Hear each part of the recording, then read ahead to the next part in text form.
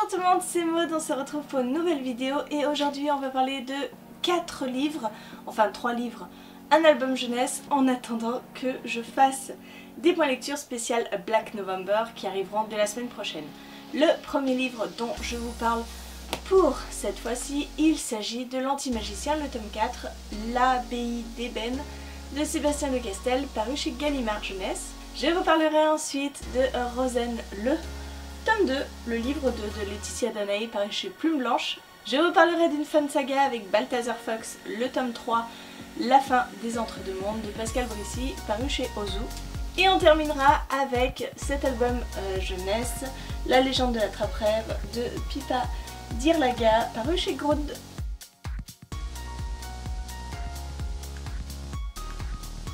Allez, on commence avec ce tome 4, bien sûr il s'agit d'un tome 4 donc je ne vais pas trop développer au risque de vous spoiler. Je l'ai lu en lecture commune avec Carole de la chaîne Au fil des mots de Stara. C'est un tome 4 comme je vous l'ai dit, néanmoins dans cette saga les tomes sont largement indépendants. Donc si vous voulez on a une petite histoire par tome, bien sûr l'histoire générale évolue. On y suit Kellen qui fait partie d'une grande famille très puissante de magiciens, sauf que Kellen, lui, n'a aucun pouvoir, hein. C'est un peu son malheur dans cet univers. Soit on a des pouvoirs et on devient un grand magicien, soit on n'en a pas et on devient le larbin des magiciens. Sauf que Kellen, il ne veut pas de cet avenir et il va partir et vivre tout un tas d'aventures. Ici, on le retrouve un petit peu seul, hein. On n'est pas habitué, d'habitude il est avec d'autres personnages que l'on suit depuis le début.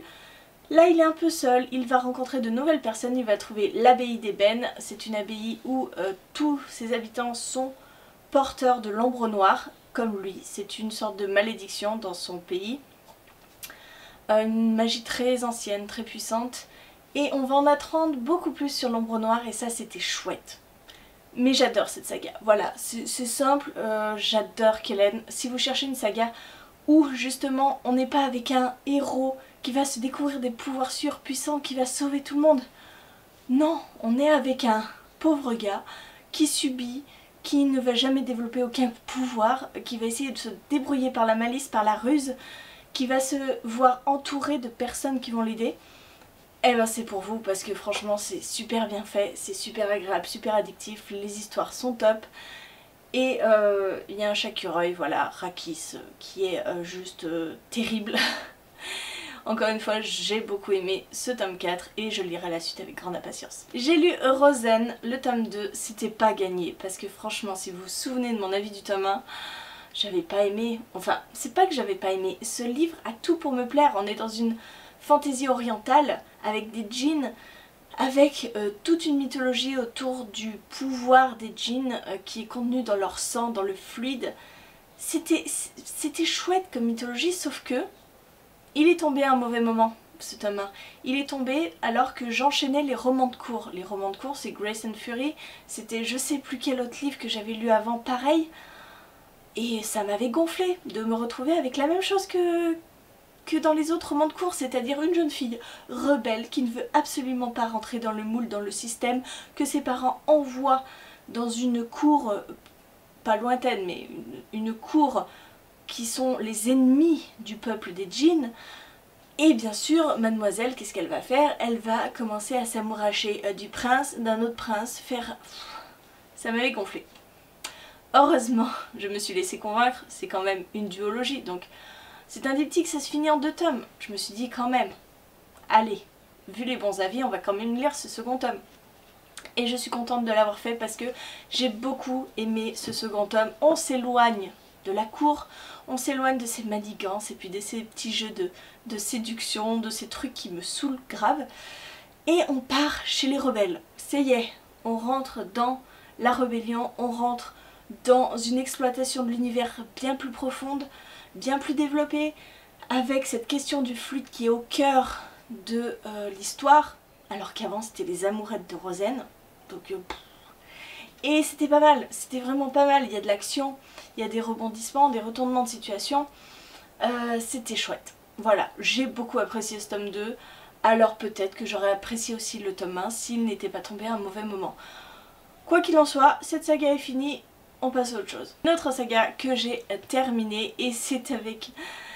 C'est le cœur gros que je vous parle de Balthazar Fox parce que c'est fini, c'est terminé et je peux vous assurer que j'avais adoré le premier tome, beaucoup aimé le second tome et ce troisième tome me déchire le cœur parce que c'est fini. On clôture enfin une saga, vous voyez là j'ai la trilogie complète, Ozu a réédité les 2 premiers tomes plus le troisième tome dans cette trilogie et c'est plutôt bien parce qu'il ne coûte que 14,95 €, donc si vous voulez vous lancer là-dedans, c'est à moindre prix et vous avez une trilogie complète. Et puis la couverture est quand même sacrément jolie. Voilà, j'ai fini ma pub. Je vais vous parler donc de Balthazar Fox. Balthazar Fox, c'est un jeune garçon qui vit dans notre monde. Voilà, hein, sans rien de particulier, comme vous et moi, sauf que si il a une particularité, je vais aller trop vite, il a une queue de renard. Voilà, c'est quand même assez étrange. Et en fait, il va se découvrir être un entre-deux, enfin une personne qui peut voyager d'un monde à l'autre, d'un monde de notre monde à nous, à un monde où les animaux sont vivants, les animaux marchent et parlent comme des hommes. Il y a une grande guerre, il y a des dissensions entre les différentes espèces dans ce monde-là et Balthazar va être un petit peu au cœur de tout ça. C'est un troisième tome, c'est une fin de saga, donc je ne vais pas vous spoiler, je ne vais pas en parler trop longtemps, hein. Je ne veux pas trop vous en dire, mais j'ai beaucoup aimé cette conclusion, elle est parfaite. Depuis le début, Pascal Brissy ne prend pas de pincettes avec son lectorat. Il ne fait pas les choses à moitié, on va dire. On est dans des batailles, on est dans des combats, et forcément dans des combats, dans une guerre, il y a des pertes. Et Pascal nous le fait extrêmement bien ressentir. Et encore une fois, dans ce tome 3, il y a des pertes, et je n'ai pas sorti les mouchoirs, mais c'est quand même sacrément sadique. Mais voilà, franchement, je ne peux que vous le conseiller pour les plus jeunes, pour les moins jeunes. Il y a de l'action, il y a un réel enjeu, il y a une histoire qui est vraiment très sympa, avec des personnages très attachants et je ne peux que vous le conseiller parce que j'ai passé un super moment et que ces personnages-là vont me manquer, tout simplement. Et je termine avec ce très bel album que j'ai reçu de la part de Grund. Alors c'est un album découpé, vous voyez. On nous raconte l'histoire de l'attrape-rêve suivant un conte des Indiens Ojibwe. L'histoire est très chouette, d'ailleurs ça a donné à Julia l'envie d'avoir un attrape-rêve. Donc il va falloir que je confectionne un attrape-rêve. Oui, j'ai acheté un kit pour faire un attrape-rêve. Je n'achète pas des attrape-rêves, je les fabrique. Je suis un peu maso. C'est vraiment une très chouette lecture, je vais vous mettre des petites images du livre, comme ça vous pourrez voir la beauté de ce livre, parce que ça tient principalement à ça en fait. Ces pages découpées, c'est hyper agréable à tourner les pages, c'est hyper agréable, ça donne une petite touche ludique quand on lit cette histoire. Par contre c'est très fragile, voilà, ne laissez pas cet album dans les mains des très jeunes parce qu'il manque de délicatesse et il risque d'arracher les pages et ce serait franchement dommage. Vous voyez, c'est quand même très joli, les couleurs sont très belles avec ce bleu, ce orange, moi j'aime beaucoup ces couleurs là.